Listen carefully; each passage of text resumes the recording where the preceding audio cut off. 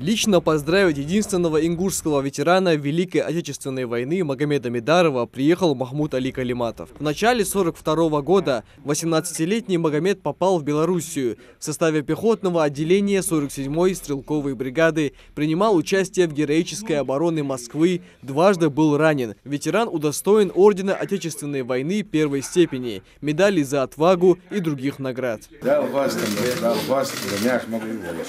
Ветерану также преподнесли презенты, корзины со сладостями и фруктами и оказали материальную помощь. Сейчас Магомеду Медарову 99 лет. Столетие героя войны глава пообещал отметить вместе. Махмуд Али Калиматов пожелал ветерану здоровья, отметив, что он, как и все участники Великой Отечественной войны, является примером отваги и крепости духа. Вот если взять вот эту всю жизнь, да, ты больше всех заслуживаешь почет, уважение и все остальное. Поэтому в любом случае, что бы ни происходило в жизни, подвиг защитников Отечества никогда не будет забыт, напомнил глава региона. Добавил, что сделает все возможное для процветания нашей республики. И им, героям Отечества, не придется краснеть за мир, который они подарили, не жалея своих жизней. Я тебе скажу, что у нас что-то получается. Болхоби, яродали, вождали, потихоньку.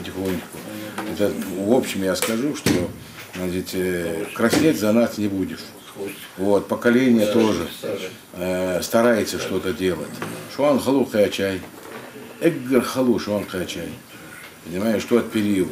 Ну и сейчас такая вот ситуация. В любом случае, я хочу с Днем Победы, самое главное, чтобы мы гордимся и чтобы гордились и внуки, и дети, и правнуки. И будут это делать, и делать.